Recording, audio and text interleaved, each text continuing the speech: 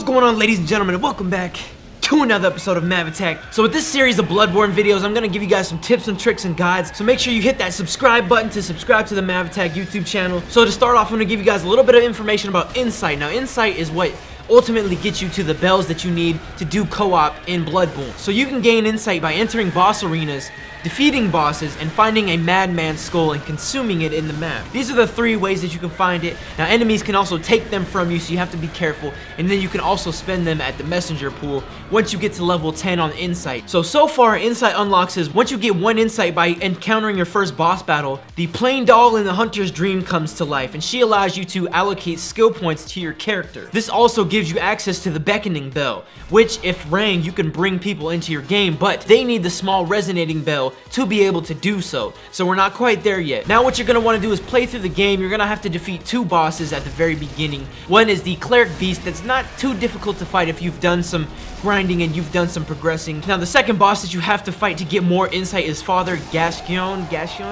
But once you fight these two bosses and you progress a little ways forward, you have to get the 10 insight. Now once you finally have accumulated 10 things of insight, go back to the hunter's dream, and right above the messenger shop where you can buy and sell, just to the left of that, up the stairs and to the right, is another messenger pool. Now this only opens up to you once you get 10 insight. What you're gonna want to do is talk to them and go into their shop. Now what you should see on screen is a small resonant bell, and you can purchase that with one insight. You can also purchase the dark or blood resonant bell, I forget what it's called, but that allows you to invade other people's games, so you could be that trolled. But once you've purchased the small resonant bell, you have to make sure that you and your co-op partners both have the Beckoning and the small resonant bell by following these steps. So we're not done quite yet. There's a few trial and error things that you must know about that I had to figure out through playing with a friend. So now, once you have the Beckoning bell and the small resonant bell, you're going to want to go into your network options and set a passcode that both you and your co-op partners have set to the same thing. For this scenario, I used Corey x Mav. Okay, this is me and my friend Corey Kenshin. We were gonna meet up in the game. So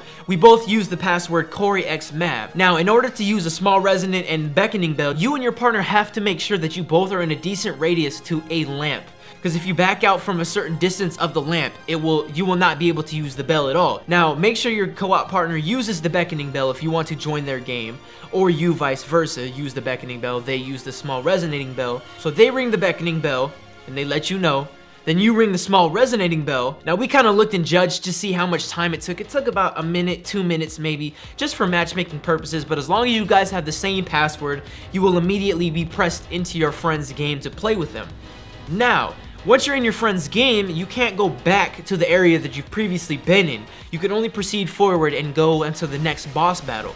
And then once you've defeated the boss, you are then put back into your own world to be summoned again. Once you join your friend's session and you are killed in their session, you don't lose your blood echoes. So you actually go back to your own world with the same amount of blood echoes that you earned in your friend's session and vice versa. So that's really nice for people that want to join in and just grind and just get more blood echoes. Also, another thing is whoever wants somebody to come into their game to help them, you must use one insight as summoner. So you have to make sure that you have insight if you want your friends to come into your game. At least one, and you don't have to shut it off. If your friend is killed in your game, don't use the blank pistol. Keep your Beckoning bell on. Don't mess with it because your friend can go back to their world and then use the small resonant bell and come right back into your game, so you don't have to waste any insight. So I really hope this guide helped you guys out. It is a kind of a longer process. It took me and my friend about 4 hours maybe in game grinding to finally get there. The majority of the time spent was actually defeating the two bosses. So once you are fully equipped to fight these bosses, and you'll get that 10 insight. The goal is to get 10 insight. But I really hope this guide helped you guys out. If you found it helpful, tap that like button. Please come back to MavAttack for more tips, tricks, boss battle, all that good stuff. I got all of it down for you guys. So I'm grinding, I'm playing the game. Also, I have a first impressions video up, or will be up, on my YouTube channel as well, just to get my first impressions on Bloodborne and to see how I'm feeling about the game so far. But thank you guys all so much for watching. You guys all stay rad, and I'll see you all on the next episode of MavAttack. Motherfucker!